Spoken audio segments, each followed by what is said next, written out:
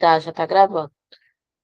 Boa noite, pessoal. Sejam todos bem-vindos a mais um estudo do Céu e Inferno, dando continuidade ao capítulo 9, que é os anjos. Eu vou fazer a leitura aqui de um trecho do Livro dos Espíritos. Espera aí que eu vou mudar aqui para todos nós lermos. Você já, para quem está com a gente desde o estudo do Livro dos Espíritos, já conhece essa mensagem, tá? É um trecho de Santo Agostinho, se eu não me engano. Deixa eu ver aqui embaixo. É, Santo Agostinho.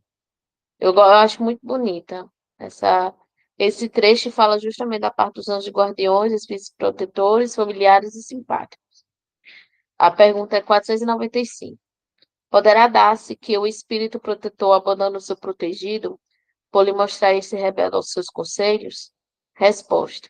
Afasta-se quando vê que seus conselhos são inúteis e que mais forte é no seu protegido a decisão de submeter-se à influência de espíritos inferiores, mas não abandona completamente e sempre se faz ouvir. É então o homem que tapa os ouvidos. O protetor volta desde que o chama. E aí Santo Agostinho continua. É uma doutrina esta dos anjos guardiões que, pelo seu encanto e doçura, deveria converter os mais incrédulos. Só um momentinho que tem alguém aqui. Tem. Mais incrédulos. Não vos parece grandemente consoladora a ideia de terdes sempre junto de vós seres que vos são superiores, prontos sempre a vos aconselhar e amparar, a vos ajudar na ascensão da abrupta montanha do bem, mais sinceros e dedicados amigos do que todos os que mais intimamente vos se liguem na terra?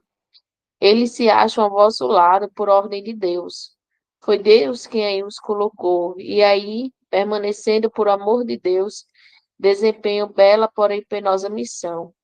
Sim, onde quer que estejais, estarão convosco. Nem nos cárceres, nem nos hospitais, nem nos lugares de devassidão, nem na solidão, estarás separado desses amigos a quem não podeis ver, mas cujo brando influxo vossa alma sente, ao mesmo tempo que lhes ouve os ponderados conselhos. Ah, se conheceis bem essa verdade, quanto vos ajudaria nos momentos de crise, quanto vos livraria dos maus espíritos. Mas, ó, quantas vezes, no dia solene, não se verá esse anjo constrangido a vos observar. Não te aconselhei isto? Entretanto, não o fizeste. Não te mostrei o abismo? Contudo, nele te precipitaste. Não fiz ecoar na tua consciência a voz da verdade? Preferiste, no entanto, seguir os conselhos da mentira. Ó, interrogai os vossos anjos guardiões, estabelecei entre eles e vós essa terna intimidade que reina entre os melhores amigos. Não pensei lhes ocultar nada, pois que eles têm o olhar de Deus e não podeis enganá-lo. Pensai no futuro, procurai adiantar-vos na vida terrestre. Assim fazendo, encurtarei vossas provas e mais felizes tornarei as vossas existências. Vamos, homens, coragem! De uma vez por todas, lançai para longe todos os preconceitos e pensamentos ocultos. Entrai na nova senda que diante dos vossos passos vos abrem.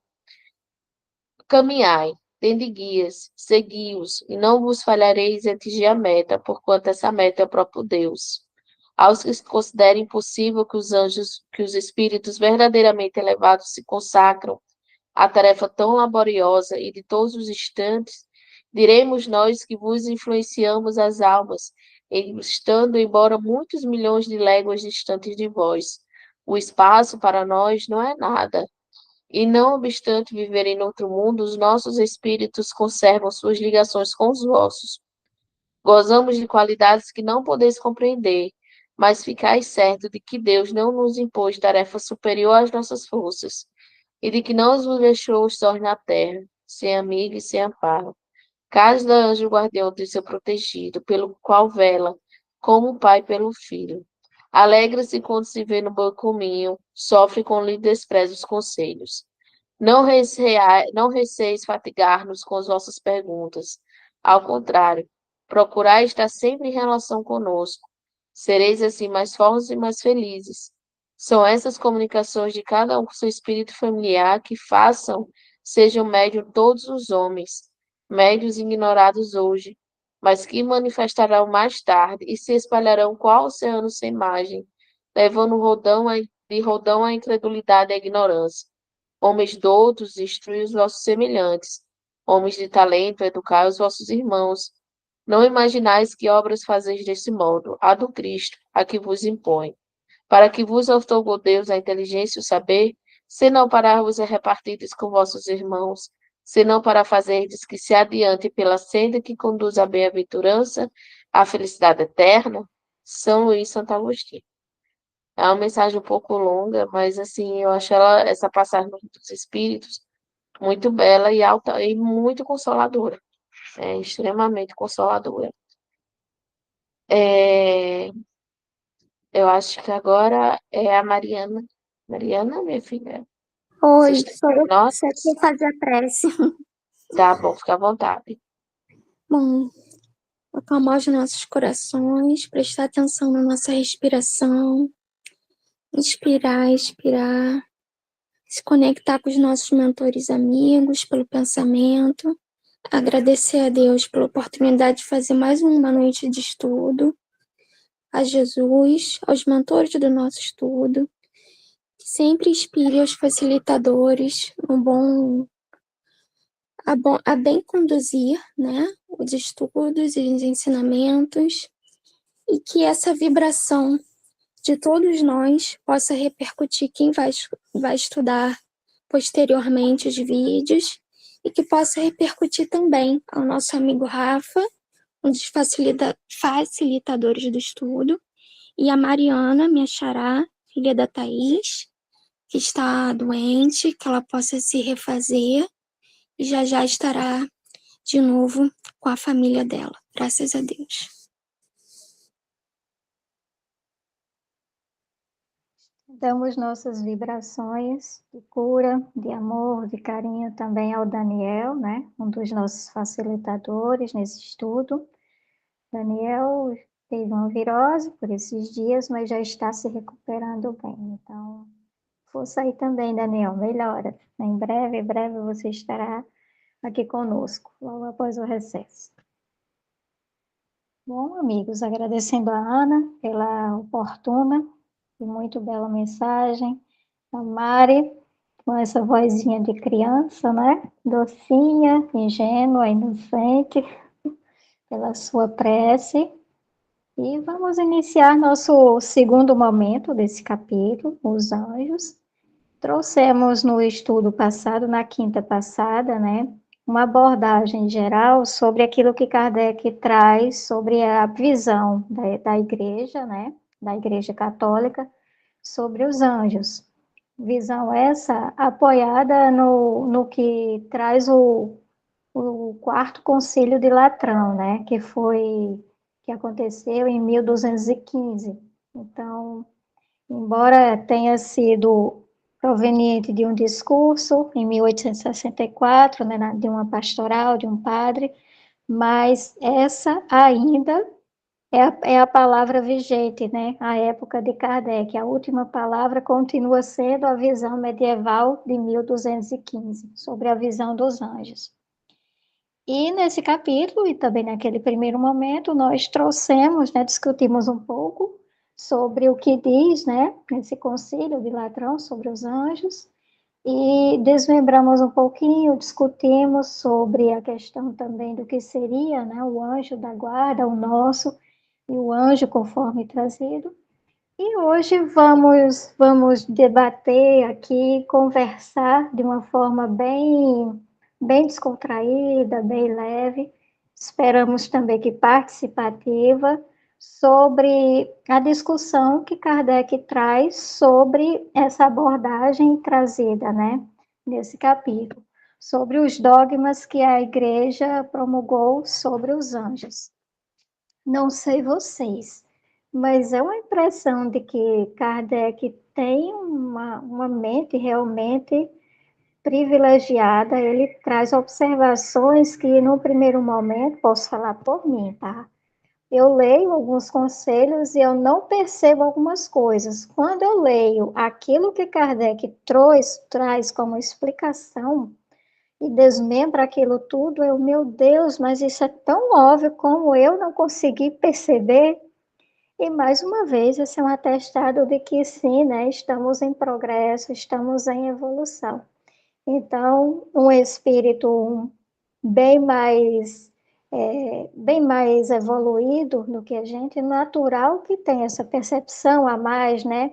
Que tenha também todo aquele nível de conhecimento inato também atrelado, e que não seria por menos que alguém assim seria chamado, convidado a abraçar essa tarefa, né? De trabalhar junto à espiritualidade para materializar a codificação. Então, voltando à nossa discussão, né?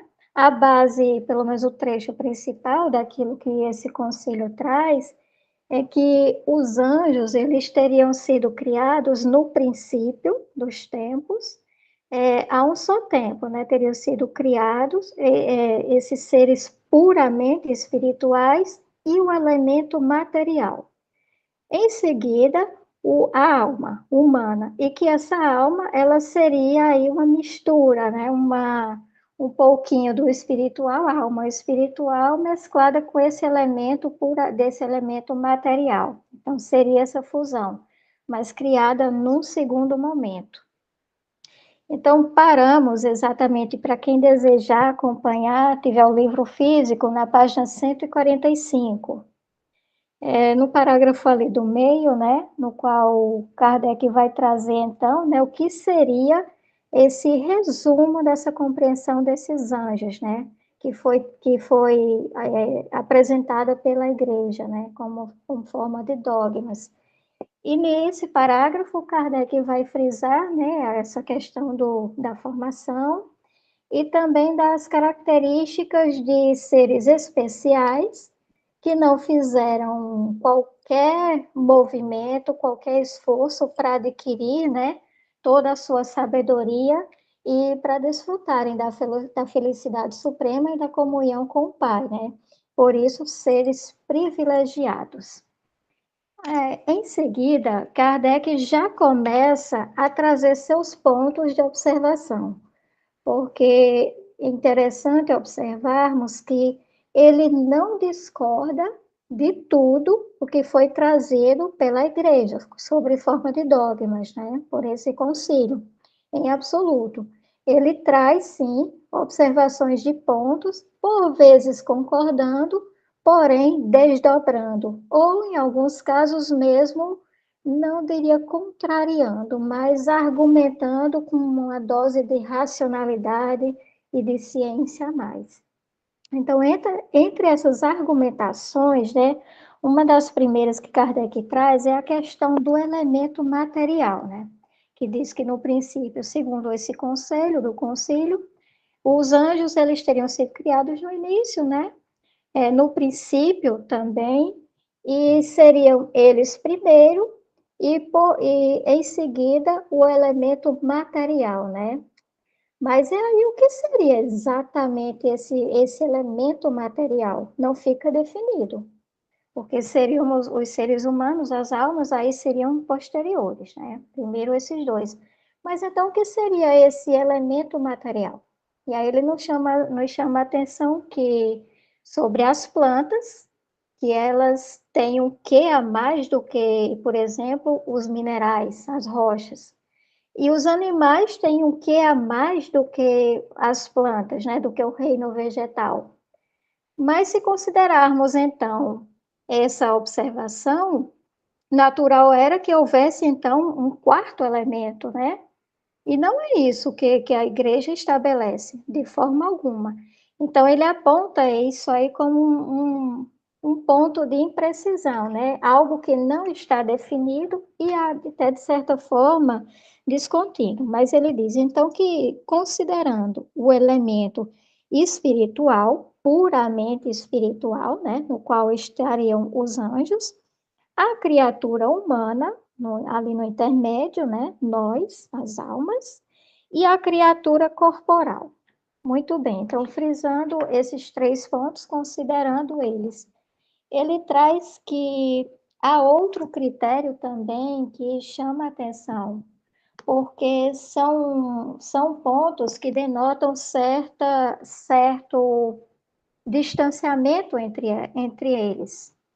E uma das características de observação na criação, na natureza, é justamente a ligação, né? A conexão, a continuidade.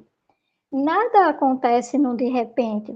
Se observarmos mesmo qualquer coisa que seja, se examinarmos qualquer objeto com o uso de um instrumento óptico, por exemplo, vamos perceber que aquilo que nos parece grande, palpável, na verdade é formado por pequenas estruturas que se conectam entre si. Então, isso está implícito, está apresentado na própria criação. E esses três elementos, eles se encontram, né? De uma forma que chama atenção. Não há uma certa continuidade. Dá uma impressão de que são realmente isolados. Então, esse é um dos argumentos. Gente, se em algum momento vocês quiserem trazer qualquer observação, é só ativar o microfone, tá? Tranquilamente. Não vou conseguir enxergar a mãozinha levantada, então não vai ser falta de educação. Podem ficar à vontade quanto a isso.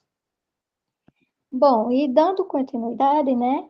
Ele fala que esses três elementos, né, eles iriam compor, a obra só estaria completa a partir da existência desses três elementos. No entanto, durante algum tempo, sabemos que a alma, né, ser humano, nós encarnados, ainda não estávamos presentes na criação. Isso é de encontro mesmo com a Bíblia. Então, isso implicaria em quê? Que em algum momento, já que tudo foi criado desde o princípio, que indicaria uma escala não temporal, algo que não pode sequer ser mensurado, então, até o surgimento da criatura humana, das plantas, dos animais, dos vegetais que vieram posteriormente, inclusive segundo a Bíblia, esteve a obra de Deus incompleta? Como assim? Durante boa parte da eternidade, grandiosa parte, inclusive, a obra de Deus esteve incompleta. Mais um ponto que Kardec traz com um raciocínio que realmente me chamou a atenção, por essa sacada dele, né? Ele foi muito pontual. Então, seguindo as orientações, ele ainda traz que segundo o conselho, né, o conselho da igreja, essa criação teria sido no princípio dos tempos, ok, que traz essa ideia de eternidade, não tem como se ter um limite de tempo. No entanto, segundo a própria Bíblia, mais precisamente no Gênesis, né, nós vamos ter aquela ideia de que a obra divina, ela tem cerca de 6.000 anos. Tem um cálculo lá que realmente eu não alcanço. Se a Silvia souber, que ela é uma grande estudiosa, tá? Das escrituras, muito modesta, inclusive. Então, Silvia, fique à vontade para, se souber, tiver conhecimento desse campo em específico, trazer qualquer observação sobre como é feito esse cálculo desses 6.000 anos, com base no Gênesis. Mas isso foi o que a igreja sustentou durante muitos anos, né? Então, essa afirmação do concílio estaria também em desarmonia com a Bíblia. Afinal de contas, ele fala que teria sido no princípio dos tempos, na eternidade. E a Bíblia traz que essa criação se deu há 6.000 anos. E aí Kardec pergunta, e aí, com quem ficaremos? Com o concílio ou com a Bíblia? Silvia, você tem alguma informação sobre esse cálculo ou não? Não, Graça. É uma área bem específica, né, de conhecimento. Eu posso pesquisar. Se você conseguir encontrar qualquer Sim. coisa, por gentileza, leva no grupo a qualquer tempo, porque realmente é algo Sim. interessante. Busquei em alguns pontos de pesquisa, mas realmente não encontrei. Só para quem realmente se debruça sobre. Mas obrigada, Silvia. Bom, seguindo, diz que as criaturas, né, as criaturas corporais, elas foram criadas de modo a necessitar de um corpo, né? Sim, existe o elemento espiritual, mas que o objetivo final, o ponto culminante, seria a união desse componente espiritual com o elemento material. Esse seria o ápice, o objetivo principal, né? O foco. Daí Kardec questiona se esse é o destino final do ser. O que dizer, por exemplo, sobre aqueles que desencarnam tão breve? Crianças em especial, né? Como justificar isso? Então, quer dizer que essa existência, esse objetivo final seria tão curto? Qual o objetivo de tudo isso? E qual seria realmente o aprendizado inerente? Qual seria o acréscimo, né, a esse ser com essa brevidade? E mais, ele também traz que, se realmente o objetivo principal é essa união com o corpo, e dado a questão da eternidade, então o lógico seria que esse ser, esse componente espiritual, ele precisasse de outros corpos para dar continuidade, né? Já que para dar continuidade àquele ponto principal alcançado, né? Ao ápice da sua trajetória. Então, para que aquilo ali estivesse completo e pudesse ser contínuo, então, que nos levaria a considerar que haveria necessidade de outros corpos para esse processo seguir seu rumo. No entanto, isso nos leva à conclusão óbvia da pluralidade das existências. E isso é uma ideia com a qual a Igreja Católica, nesse momento, não compactua, né? E falo nesse momento porque sabemos que ali, até o século segundo, mais ou menos, né? A Igreja ainda adotava, né? Ainda tinha entre suas orientações a reencarnação. Só posterior é que isso foi tratado como algo a ser excluído e virou a ser dogma. E veio a ser dogma, né? A não existência da reencarnação. Alguém tem algo a considerar até esse ponto? Ou podemos prosseguir? Gente, se não ficar claro, tá? Qualquer parte desse resumo que estamos fazendo aqui desse esboço, sempre à vontade para vocês sinalizarem, por gentileza. Bom, então, ainda sobre essa questão, né, da união do corpo e da alma humana, diz que, então, uma alma que perde o seu corpo passaria a ser incompleto. Isso também parece um ponto que causa muita estranheza, né?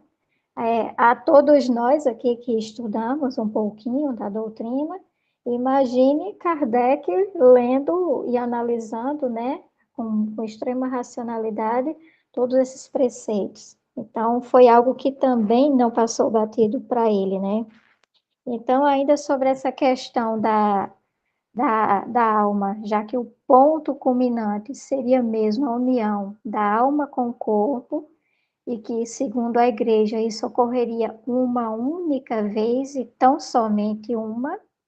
Então, desmembrando, isso parece algo um tanto desconexo, né? Então, chegou ao ponto, ao ápice, ao destino final, e é de onde tudo cessa, e a continuidade. Como se daria, então, o aprendizado? Então, ele fala também que essa questão de considerar a pluralidade das existências, né, iria de acordo, porém, é algo que a igreja não compactua, como dissemos há pouco. E que, segundo o Espiritismo, né, agora ele já vem trazendo uma visão mais daquilo que ele vem estudando e vem trazendo ao longo das obras publicadas, que, segundo o Espiritismo, o corpo, ele não é algo tão essencial, algo realmente que a alma ela necessita desse corpo para ter sua existência.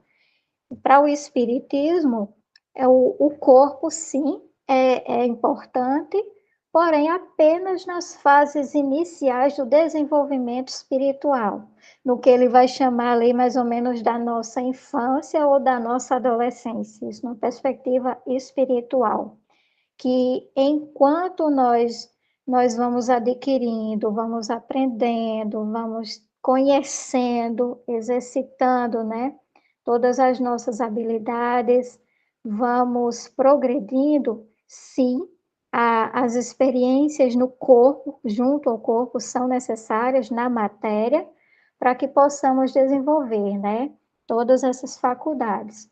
No entanto, chega um grau a partir do momento em que o nível de materialização diminui, né? Então já somos seres muito mais espirituais do que materiais, que o aprendizado se torna algo mais destacado. A partir daí, a nossa evolução ela acontecerá pela esfera da vida espiritual, algo que a Igreja, né, católica não considera esse aprimoramento, esse desenvolvimento através da vida meramente espiritual. Então, esse também foi mais uma abordagem que Kardec vai trazer ao longo desse capítulo. Alguma consideração? Graça, Sim. e desculpa, eu tô jantando. Tô jantando, escutando o estudo. Eu fiquei bem surpresa com esse ponto dele falando da infância espiritual e adolescência. Não é a primeira vez que eu escuto, né, falando disso. E aí eu pensei, caramba, a gente então é tudo criança, né? Tudo ainda tá dando os primeiros passos, né? Somos crianças perto da espiritualidade, né? Senti a mesma flechada, Mari, confesso. Na hora que eu li, embora a gente saiba, nós costumamos ler textos advertindo, mas essa colocação do Kardec foi certeira. Eu disse, nossa, estou aqui encarnada, estou aqui no plano material, na Terra, o mundo aí em processo de transição para se tornar de regeneração. Daí, sabe aquela que realmente você para? Confesso que nesse momento eu parei um pouco a leitura, fiquei olhando para o nada, juntando um mais um e deduzindo que, na verdade, eu ainda estou na esfera do menos dois. Mas é isso mesmo, né? Somos Ô, crianças Graça, espirituais. E o Paulo é quem fala muito sobre isso, né, Silvia? sim.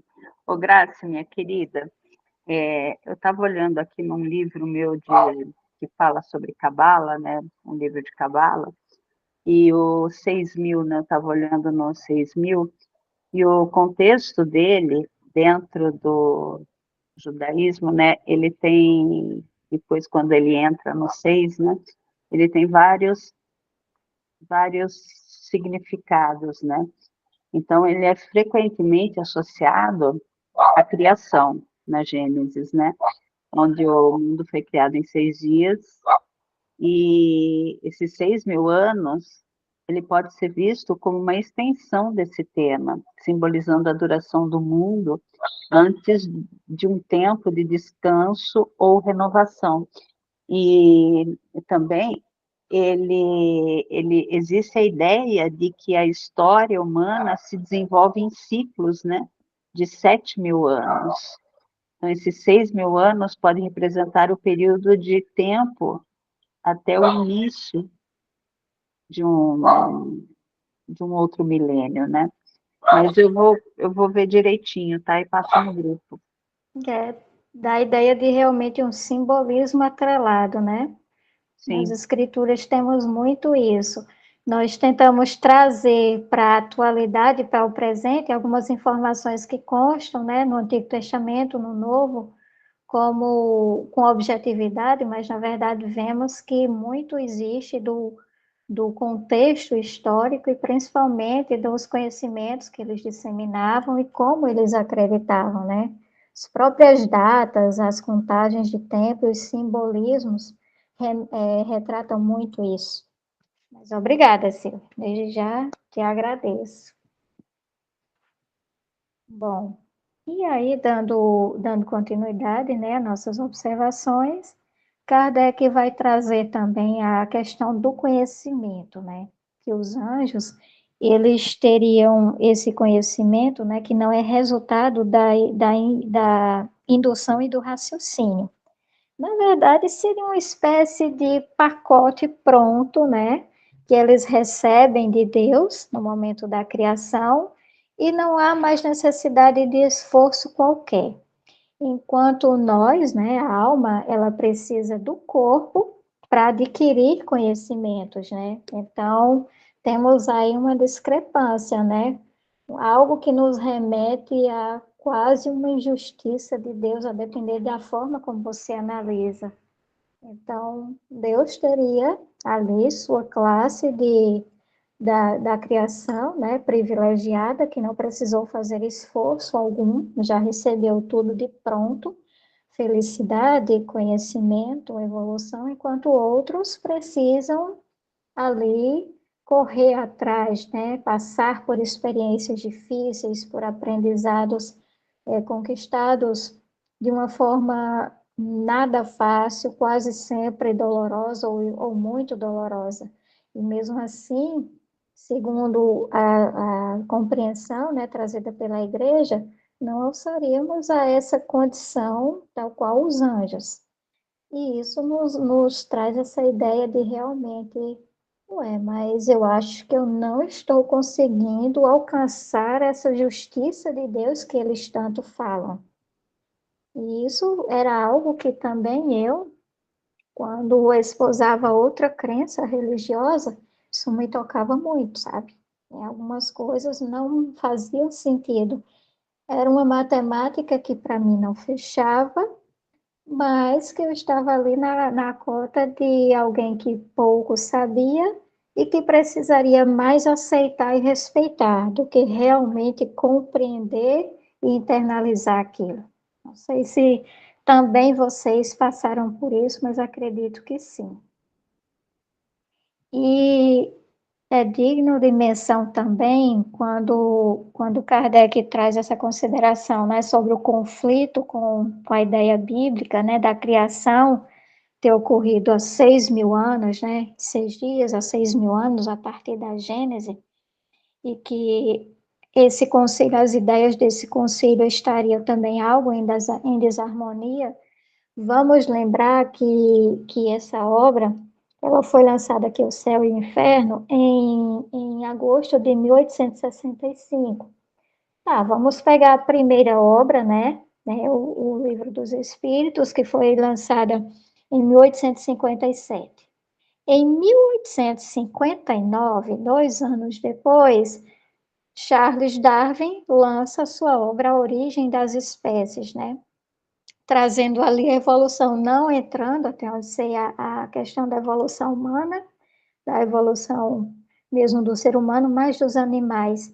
Então, podemos imaginar que esse período aí foi bem turbulento, né, para o clero, porque se de um lado tinha Kardec ali, trazendo todo o conhecimento espírita, né, chamando a atenção, daí vinha a ciência também trazendo essa ideia de evolução que denota um tempo mais demorado, né, da criação, da evolução das espécies paulatinamente. Então, podemos esperar que um estresse aconteceu ali no campo da compreensão e em como lidar, né? Podemos imaginar até, porque somos dessas, das pessoas chegando, né, até as igrejas ou até os responsáveis e questionando ativamente, né, sobre essas ideias e como a igreja poderia responder ou combater. Então, imaginamos sim um período em que as coisas ficaram bem borbulhantes, bem efervescentes. E aqui fica em off, né, para a gente, mas é algo que não pode passar batido. As ideias de Darwin, né, pontuam aí ao longo do nosso ensino fundamental, do ensino médio, e a depender do curso superior que tenhamos feito, né? Quem já alcançou, sabe que em alguns também pode ter se debruçado bastante, né, sobre essa obra. Então, imagina aí um Darwin incomodando também um bocado nessa época. Bom, sobre o conhecimento, né, também trouxemos aqui, acho que foi mensagem ou alguém levantou a mão? Deve ser mensagem.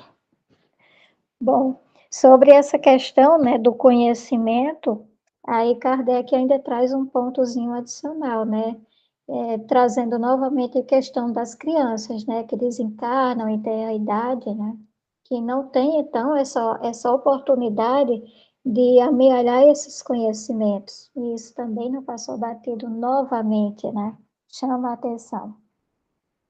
Então, vemos em seguida, né, que a alma ela adquire conhecimento. Então, uma das possibilidades que Kardec vai jogar sobre isso, né, seria de que a alma ela poderia então amealhar conhecimentos após a morte do corpo, já que alguém desencarnando tão breve, né, tão em tenra idade, como ficaria essa situação, né? Se o ponto final seria a união da alma com o corpo, para formar o ser humano e no segundo, no instante, esse objetivo final esmaeceu.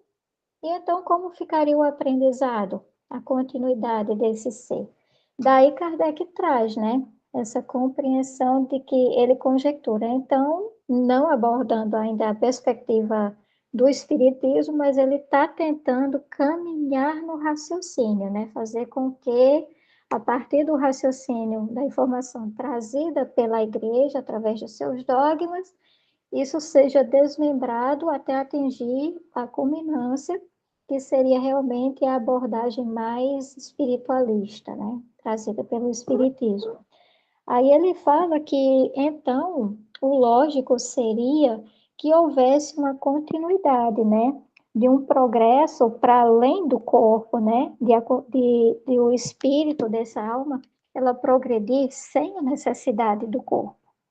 No entanto, se isso acontecesse, quer dizer que esse progresso não estaria realmente atrelado ao corpo, à necessidade dos órgãos materiais. E que se houvesse progresso mesmo pela espiritualidade, pelo componente espiritual, então qual seria, por que não todos os seres alçarem gradativamente a níveis maiores de compreensão, de sabedoria, de amor mesmo, no sentido mais puro? Então, o progresso seria para todos, e por que não isso não ser alçado ao nível até chegar à angelitude?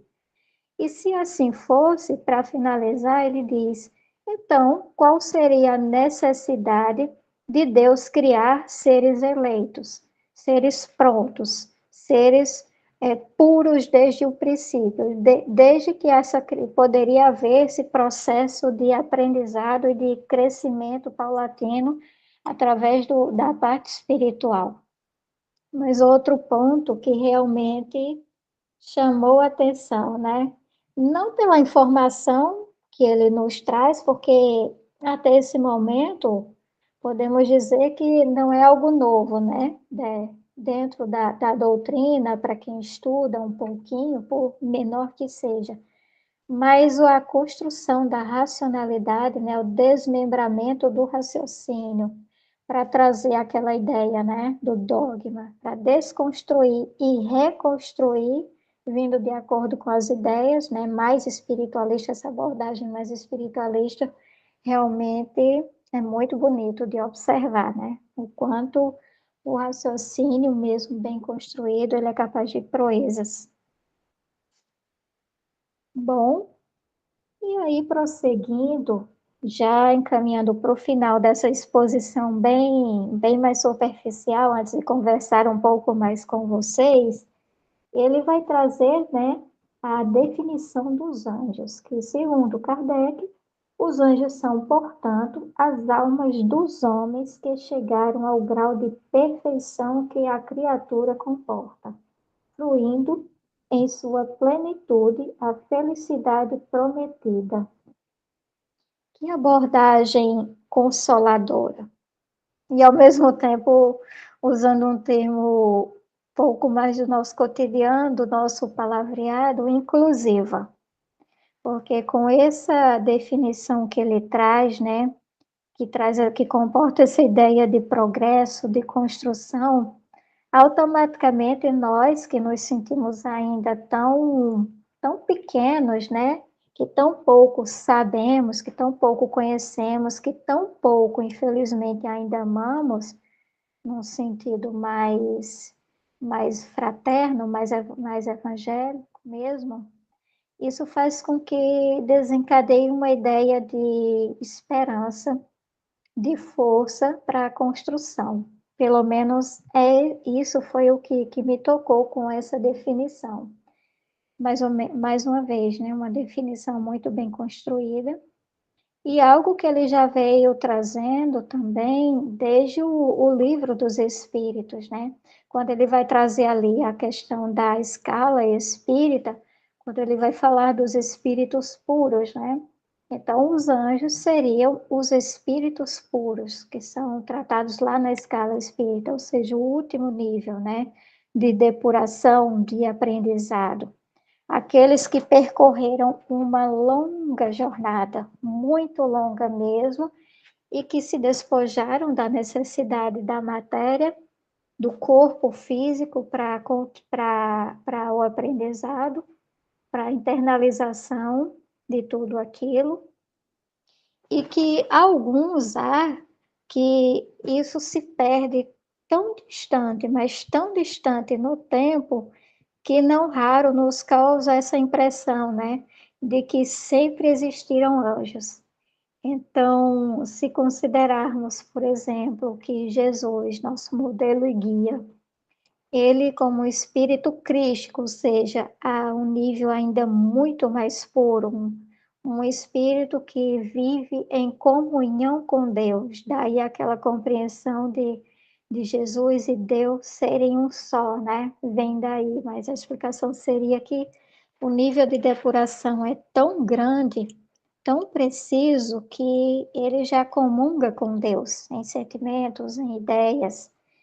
Então, você percebe que realmente é uma construção muito longa, ao ponto de que os planetas nos quais Jesus viveu suas experiências materiais, suas experiências corporais, mesmo os sistemas solares não mais existem, né?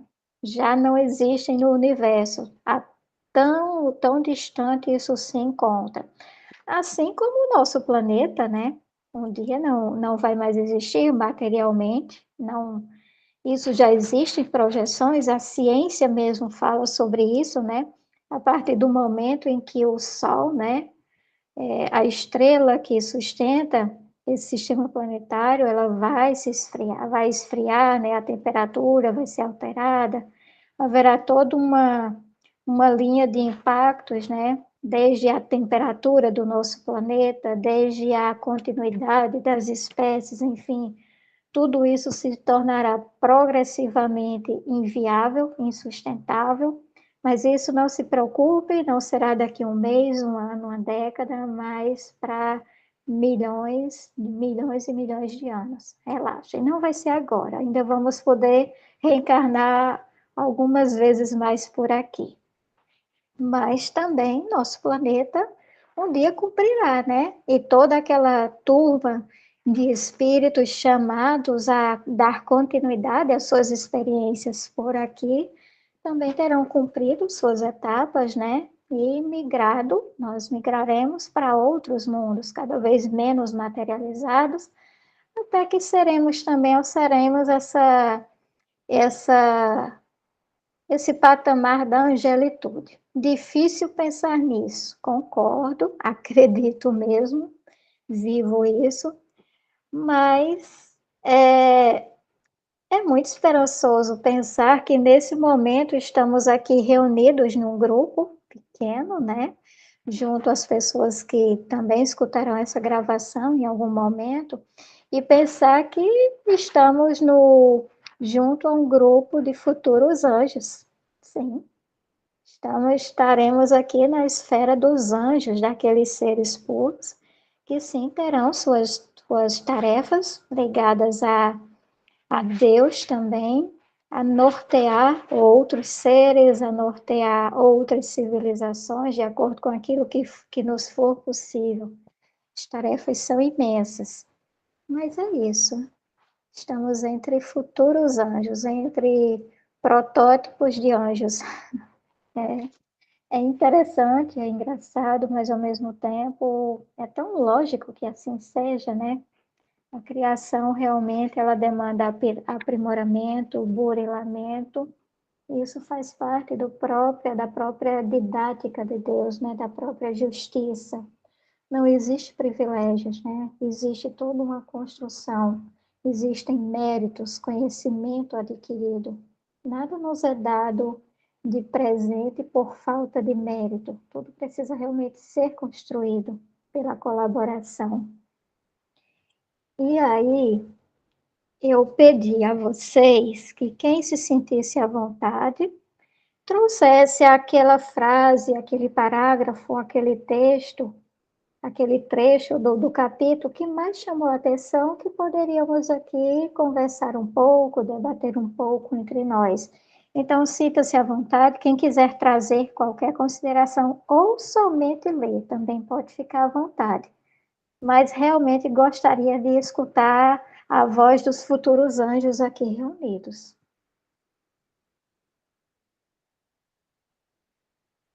E ao final, falo a minha.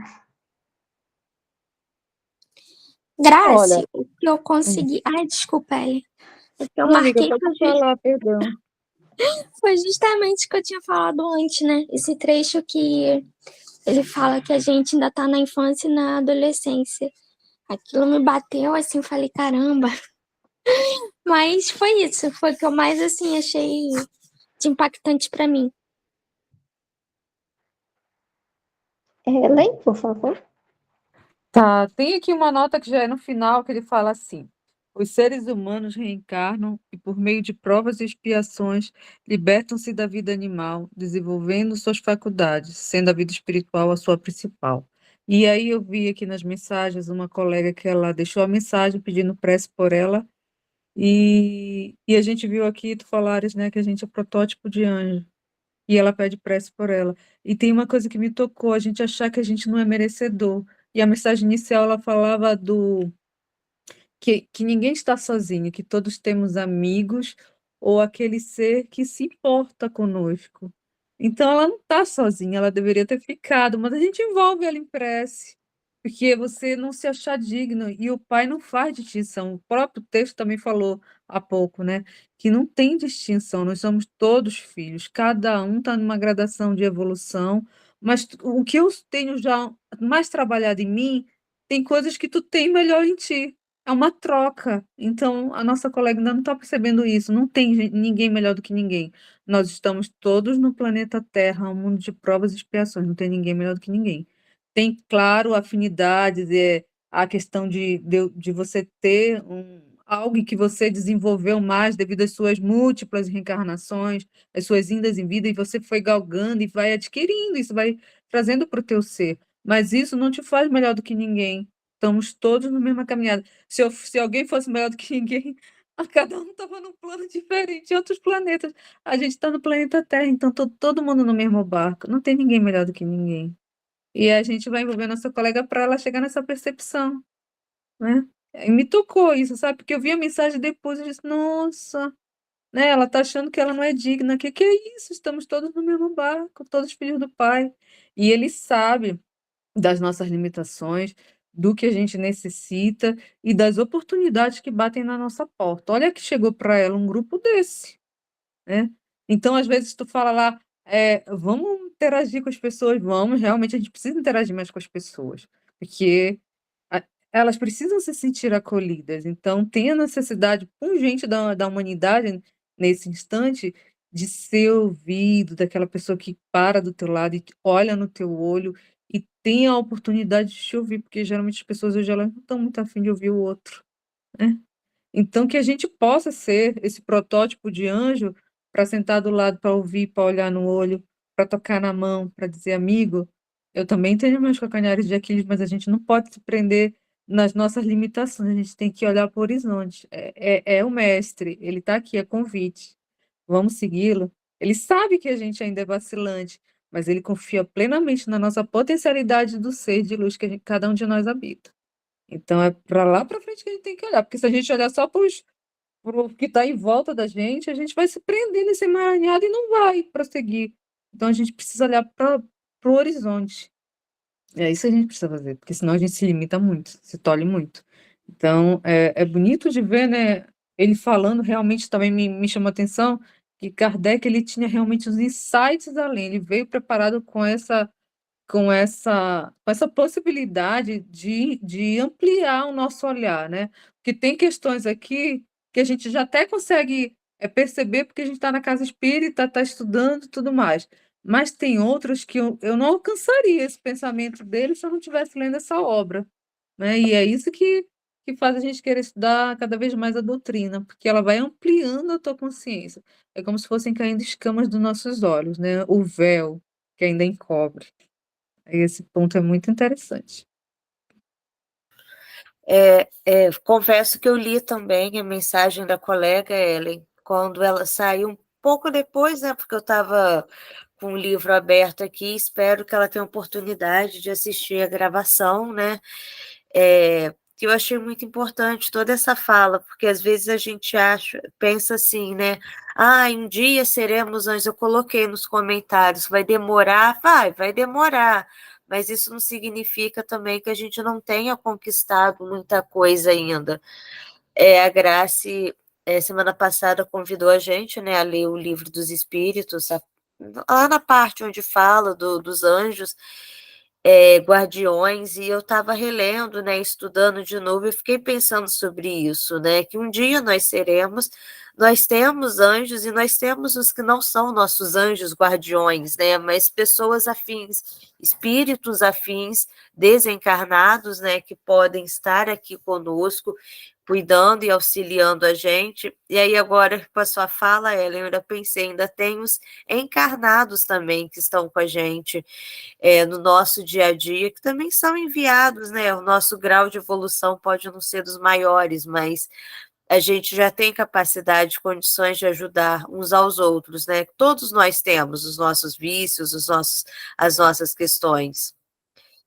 E, na verdade, não era nem isso que eu queria dizer, né? Uma parte que eu destaquei aqui, que eu gostei bastante quando eu li, está até na página 146, né? Vocês até já comentaram, a Silvia chegou a falar da questão cronológica quando ele fala a ciência era ainda nossa, um palavrão aqui, anetematizada por desmentir a cronologia bíblica ao provar a existência anterior da Terra e de seus habitantes. Eu fiquei pensando como que, daí disso, né, puxou um gancho para algumas coisas, a importância da ciência, do estudo, da gente estar lendo, pesquisando, a própria ciência materialista que seja, né, para a gente poder entender isso, poder compreender o que antes era talvez necessário, como a gente viu em outros capítulos, que a igreja colocasse, que fosse colocado de acordo com o entendimento da época, à medida que a humanidade vai avançando, que a ciência vai avançando, a gente começa a ter condições de compreender melhor tudo. Eu achei essa parte, ela me marcou bastante. Era só isso tudo. Perfeito, garotas. Mais alguém? Pelo silêncio, creio que não. Ou sim? Bom, Graça, sim. dá para ouvir? Sim, perfeito. Pode falar. Que ótimo, que ótimo. Eu gostei, assim, eu já tinha falado no estudo passado, né, daquela parte das categorias de anjos, que eu achei interessante que tinha alguns que eu não conhecia, né, eu falei no outro encontro. E essa última parte também do capítulo eu achei super interessante, mas é um trecho muito grande para ler. Que ele fala, né, que os mundos já existiam mundos antes dos nossos, que Deus nunca deixou de criar e que nunca vai deixar, né? Mesmo se a Terra deixar de existir, como você falou, né? Deus vai continuar criando outros mundos, né? Então, a criação nunca está estagnada, né? Então, achei isso muito incrível. Porque a gente não para pensar nessas coisas, né? Nossa visão é muito circunscrita aqui ao nosso mundinho, né? Que é um grão de areia, se você for comparar até com outros planetas do nosso próprio sistema, né? A Terra é bem menor. Então, assim, a gente fica com a nossa visão presa aqui, né? E não pensa em quão grande pode ser a criação de Deus lá fora, né? Outros planetas, outros mundos, outras tantas coisas que a gente ainda não sabe. E, enfim, achei essa explicação final, assim, de Kardec muito elucidativa, né? Eu também fico igual você, assim, quando eu vejo a explicação dele, parece que minha mente abre, sabe? Sabe aquele meme da mente abrindo, assim? A minha cabeça faz isso. Então, essa última parte foi a que me chamou mais atenção.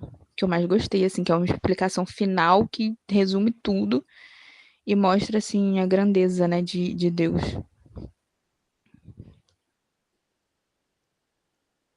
Perfeito, muito obrigada. E ainda bem que não dá para tirar fotos no momento em que eu estou lendo alguns trechos, alguns muitos trechos da obra de Kardec, senão teríamos aí uma vasta lavra de memes, né? Porque tem hora que minha cara é o quê? Como é? Mas isso é óbvio, como eu não percebi? Aí, nossa, isso foi certeiro, no alvo. Ai, nossa, essa doeu para algumas pessoas. Teríamos aí uma boa sequência de memes. Ainda bem que eu não sou adepta disso, senão poderia ser uma fonte muito profícua para isso. Em relação às falas de vocês também, primeiro, a questão do pedido de prece, né, da nossa irmã. Pediria a gentileza que alguém printasse e enviasse para mim, saber de quem se trata, e em algum momento buscá-la no particular. Já printei aqui, depois eu coloco lá no grupo. Tinha que ser a Mari, né? A nossa encarregada desses assuntos. Obrigada, Mari. Nada, eu sou administradora, acho que deve ser por isso que eu sou toda organizada. Bom, e aí eu lembro que, enquanto falavas aqui, né, algo que me chamou muito a atenção, na verdade foi o ponto alto do capítulo para mim, já no finalzinho, mas esse realmente me tocou e despertou algumas lembranças mesmo, quando ele diz assim que todos, enfim, são filhos das suas obras, que essa é a justiça de Deus, né? Daí eu pensei, filhos das obras. Meu Deus, tão poucas palavras, mas que trazem tanto, dá essa realmente, resgata toda essa ideia de construção, de pouquinho a pouquinho, de nada ser deixado para trás, tudo importa, tudo acrescenta, cada lágrima, cada suor, cada bom dia, cada braço estendido, cada alimento ofertado, cada pequena partilha de generosidade acrescenta. E mesmo quando ainda não estivermos, né, não estivéssemos nessa esfera, né, ainda mesmo há muito mais tropeços do que no agora. Cada tropeço faz parte desse aprendizado, né? Vai aos poucos, hábitos foram sendo modelados, outros sendo adotados, e a melhoria vai se dando. E para isso, precisamos sim, não raro, tropeçar, cair, saber onde doeu, o quanto doeu e por que doeu, para a partir daí procurar outros caminhos. E existe, isso a gente vai ver mesmo na obra de Kardec, né? Que existem 3 tipos de relação com o outro, tá? Então, a relação com aqueles que estão, não diria num nível inferior, que isso é extremamente relativo, mas vamos colocar naquele nível em que pessoas que aprenderam um pouco menos, tiveram um pouco menos de experiências do que nós. Então, com esse tipo de pessoas, nesse nível, nós auxiliamos. A estas, nosso convite maior, Deus nos chama a auxiliá-las. E existe aquelas que estão no nível similar, nós estamos parelhados, mais ou menos aqui esse grupo, podemos trazer isso. Então, é aqueles que estão mais ou menos nivelados, esses colaboram uns com os outros. Uma hora um dá a mão, outra hora vai ser outro, outra hora outro. É essa rede de colaboração. Em relação àqueles que estão no nível de maior aprendizado, de maior aperfeiçoamento do que nós, com esse nós realmente aprendemos. Então, são esses 3 níveis de auxílio, de cooperação e de aprendizado. E aí eu lembrei, só para finalizar, que na minha graduação nós fazíamos eventuais estudos de campos, né? Trilha mesmo para bom entendedor, fazer trilha, então subir montanha, esse tipo de coisa. Fazia parte da nossa graduação para estudar as paisagens em loco. E eu lembrei, em relação a esses níveis de aprendizado, o quanto, por exemplo, na subida de regiões muito íngremes, montanhosas em específico, realmente era muito assim, porque nós iniciávamos a subida, então, alguns trechos bem difíceis, e para que aquele grupo todo conseguisse, primeiro, e aquele que ia lá na frente, mostrando qual era o melhor trecho, qual era o melhor caminho, que pontos evitar, onde havia mais riscos. Então, olha, não pisa nessas pedras aqui, porque elas têm mais limo, vai escorregar. Ou então, essa é a área de rochas soltas, evitem, vão para o outro lado. Ou passem por essa passagem aqui mais estreita, passem de tal forma. Então, aquele que ia lá na frente, que conhecia o caminho, já havia feito aquele mesmo percurso muito mais vezes, guiava realmente o nosso guia. E vinha aqueles que eram aquelas turmas mais próximas, né? Nós sempre temos, na nossa, seja em qualquer fase que seja da nossa graduação, mesmo na época de infância, sempre numa turma nós temos aquelas mini turminhas, né? Tem aqueles grupinhos, os famosos grupinhos. Aquelas pessoas com quem nós nos afinizamos mais, que sentimos mais facilidade de desenvolver aquelas tarefas, aqueles trabalhos, porque, em geral, o conhecimento é algo que é nivelado, e tem aquela sensação de uma colaboração que flui mais, que desencadeia resultados melhores. E também nessas trilhas a gente percebia que existiam esses grupos, algo mais próximos, e que um ia auxiliando o outro. Então, era uma mão de um para outro, era outro também. Olha, o guia que está lá na frente, você não escutou, ele falou para não pisar aqui, ou então para evitar aqui. Olha, pisa aqui onde eu pisei, que vai ser mais fácil. Então, sempre tinha aquele que estava ali muito próximo, colaborando. Ora essa pessoa, ora a gente, mas sempre aquele grupinho. E, por fim, sempre tinha aqueles mais retardatários. Isso sempre teve, né? Aquele pessoal com menos disposição física, mas a tarefa fazia parte dos requisitos do curso, né? Precisava, a menos que você tivesse ali uma dificuldade atestada por médico, mas não fosse assim, era uma atividade que precisaria sim ser cumprida. E aqueles que vinham lá embaixo, mais atrás, esses realmente demandavam um auxílio muito maior desse grupo. Então, não raro, aqueles que já estavam até um pouco mais adiantados, eles olhavam para trás e percebiam que aqueles que estavam ali com mais dificuldade, mais cansados, precisavam de um auxílio, por mais que isso demandasse um recuo, descer e ter que precisar refazer aquele trajeto, mas sim era necessário descer, entre aspas, para auxiliar, para que, em nome desse auxílio, contando com esse auxílio, todo o grupo conseguisse alçar ao topo, né, daquela escalada. E isso eu vivi na prática, né? Então, quando falamos dessas abordagens espirituais, desses textos que beiram a linguagem subjetiva, nós fazemos essa correlação que não é exatamente apenas um jogo de palavras. Se observarmos direitinho, na prática, no nosso dia a dia, nós vivenciamos isso.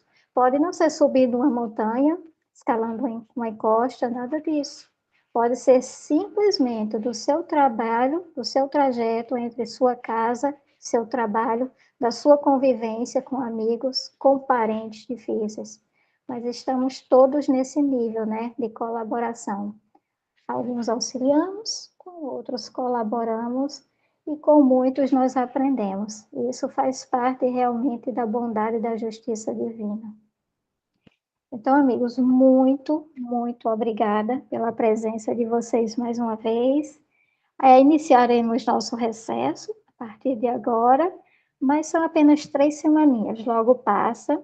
Quem tiver com conteúdo atrasado, se tiver disposição, tiver um bom tempo para poder acompanhar, será muito mais facilitado, visto que em breve estaremos concluindo essa primeira parte da obra, né? Que é esse ensaio mais teórico, e vamos iniciar os exemplos dos relatos, né, dos espíritos, e a partir daí será um outro trecho da caminhada, né? Que todos vamos fazer também em conjunto, em cooperação. Por fim, eu gostaria de trazer como uma prece ou uma mensagem final uma comunicação do arcanjo Gabriel. Sim, aquele mesmo que apareceu a Maria, anunciando a vinda de Jesus, também a sua prima Isabel, né, pouco antes, anunciando a vinda do João Batista. Então, ele também, Kardec, ele trouxe essa comunicação na Revista Espírita de junho de 1861. Não foi uma manifestação, uma comunicação que ocorreu na Sociedade Parisiense, foi publicada em outro canto, mas ele trouxe de forma a validar essa comunicação.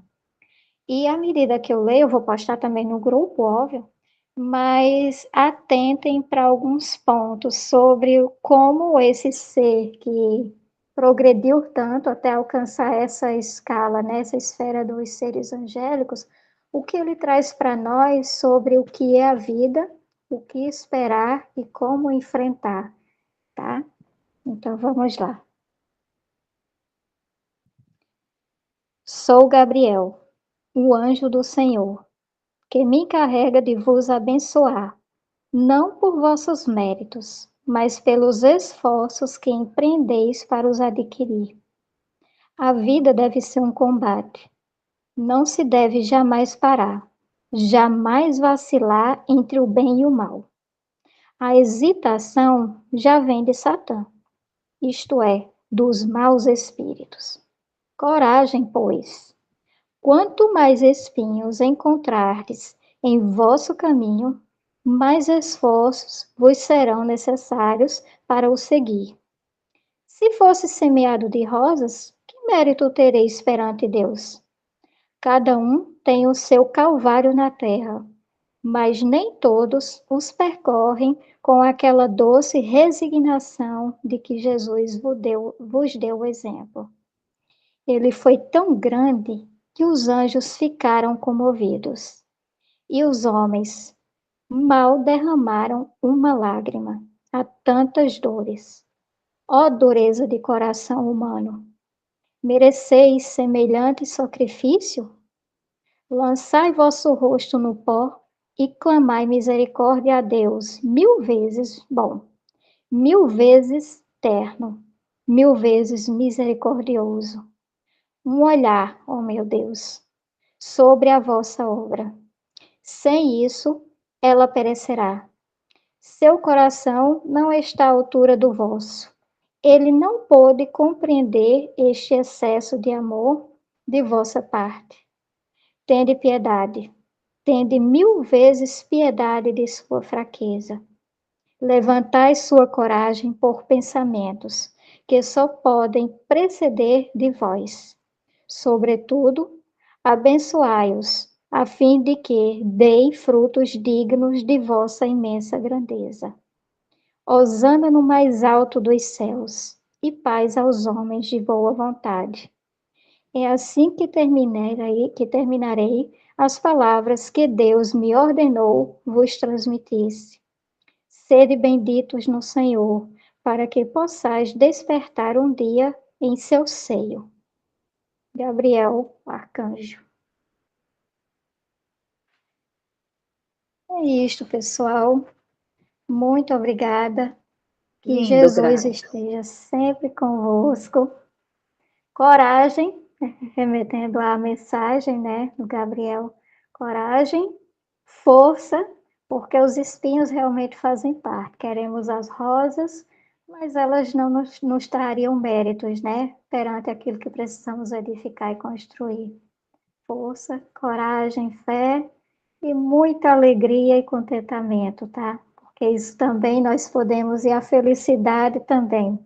A felicidade muito maior, ela ocorrerá sim, vivenciaremos sim, mas nós já vivenciamos uma fração dela e sabemos o quanto motivadora pode ser. Então, quando o abatimento bater, quando a desesperança bater, vamos nos lembrar de que nosso maior exemplo, Jesus, passou por tanto, nos ensinou o caminho. Então, aquele que vai na frente, o guia já está sinalizando há muito tempo, há pelo menos 2000 anos, por onde devemos pisar com mais segurança, né? Com mais tranquilidade. Então, se temos o mapa, temos o guia, o resto corre por nossa conta, de boa vontade e de coragem.